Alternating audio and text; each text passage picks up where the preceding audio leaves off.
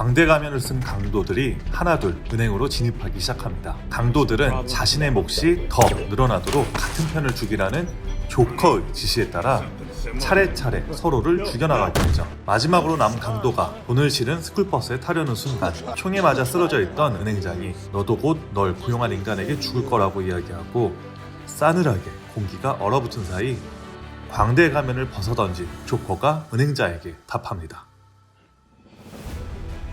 안녕하세요, 염내산입니다. 옆집에 사는 빌런 시리즈 세 번째 에피소드입니다. 오늘 주제는 존재 자체가 카오스인 캐릭터 다크나이트의 조커입니다. 국내에 널리 알려진 조커는 잭 니콜슨 버전의 조커와 히스 레저의 조커, 그리고 호아킨 피닉스의 조커가 있죠. 각각 특징이 조금씩 있는데요. 잭 니콜슨의 조커는 유쾌한 광대이자 재미로 범죄를 저지르는 망상가라고 할 수 있는 반면, 호아킨 피닉스의 조커는 그가 왜 조커라는 범죄자가 되었는가에 대한 묘사 과정에서 조현병과 과대 망상에 보다 초점이 맞춰져 있죠. 반면 히스 레저의 조커는 순수한 악 그 자체, 혼돈의 화신이라고 할 수 있습니다. 어린 시절 강도에게 부모가 살해당하는 모습을 목격한 트라우마로 인해서 범죄자와 맞서는 슈퍼히어로가 바로 배트맨이죠. 배트맨은 완벽한 통제, 질서에 강박적으로 집착하는 모습을 보입니다. 그 당시의 모든 통화 내용을 불법으로 도청해서 범죄자를 잡는다던가, 마피아들의 검은 돈을 추적하기 위해서 모든 돈에 보이지 않는 표식을 해놓는 등 질서를 넘어선 강박에 가까운 완벽함을 추구하는 인물이죠. 그런 배트맨의 정반대편에 있는 인물이 조커입니다.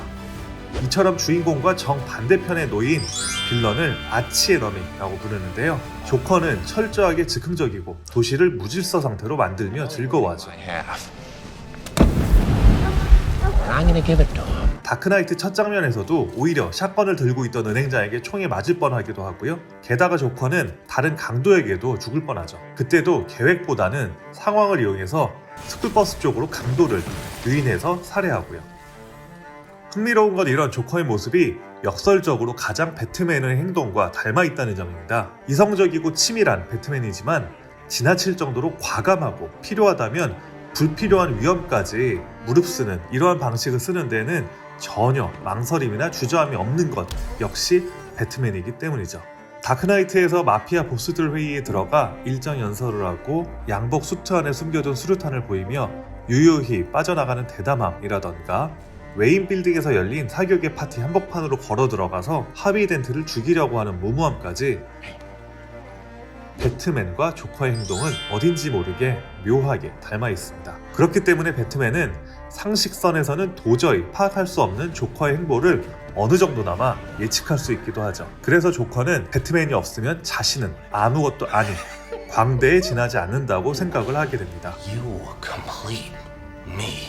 배트맨 역시 조커가 감옥에 갇혀 있더라도 곧 탈출해서 자신이 사랑하는 사람들을 죽일 것이라고 생각을 하고요. 서로가 서로를 너무나 잘 아는 거죠. 서로에 대한 이런 의식 속에서 그들은 상대방을 대단히 잘 이해하고 있고, 극과 극은 통한다는 말이 정말 잘 어울리는 아치에너미라고 할 수 있습니다. 그래서 조커는 배트맨의 약점을 더욱 집요하게 파고들죠. 바로 범죄자라 하더라도 절대 살인은 하지 않는다는 배트맨의 원칙, 신념을 깨는 것이 조커의 즐거움이자 목적입니다. 그래서 조커는 배트맨의 멘탈을 말 그대로 탈탈 털어버립니다. 자신이 사랑하는 여인 레이첼과 그 당시의 법과 원칙을 상징하는 하비 덴트, 둘 중 하나만 구할 수 있도록 함정을 파둔 것이죠. 정신줄 놓아버린 배트맨은 죽일 듯이 조커를 패대기치지만 때리면 때릴수록 조커는 즐거워하고 흥분합니다. 이러나 저러나 승리자는 결국 조커인 것처럼 보이게 되죠. 그리고 배트맨은 결과적으로 레이첼을 잃게 됩니다. 분노가 머리 끝까지 치솟은 상황에 또다시 조커가 움직입니다. 조커는 그 당시의 다리들을 모두 폭파하겠다고 선언한 뒤에 도시를 빠져나오는 시민들이 탄 배와 죄수들만 태운 배 두 척에 폭탄을 설치하고는 서로에게 반대편 배의 폭파 스위치를 주고 일종의 사회 실험을 하는 등 도시는 또다시 혼란에 빠지게 됩니다. 하지만 결국 배트맨에게 잡힌 조커는 높은 빌딩 위에서 자신을 떨어뜨려 죽이라고 배트맨에게 이야기를 하게 되고요. 끝까지 배트맨이 설득되지 않자 마지막 한 수로 고담시 질서의 상징인 하비덴트마저 자신이 타락시켰다는 사실을 밝히게 됩니다. 다급하게 떠나는 배트맨의 뒷모습과 함께 자신을 확보하러 나타난 경찰들의 모습을 보면서 거꾸로 매달린 채로 절대로 넌 나를 죽이지 못해 라고 읊조리며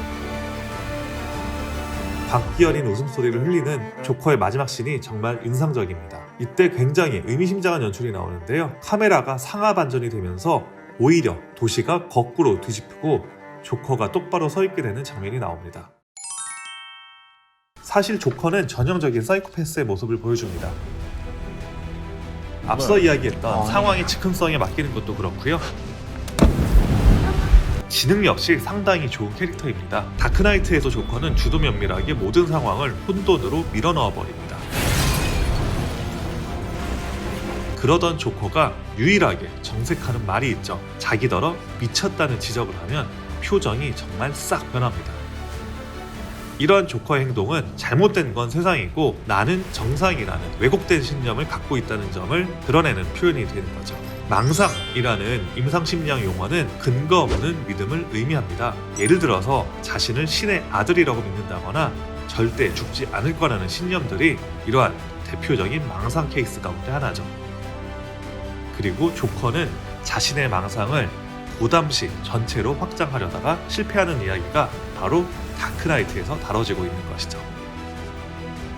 자, 오늘은 다크나이트의 조커가 가진 특성으로서 아치에너미로서의 성격을 알아보았는데 괜찮으셨나요?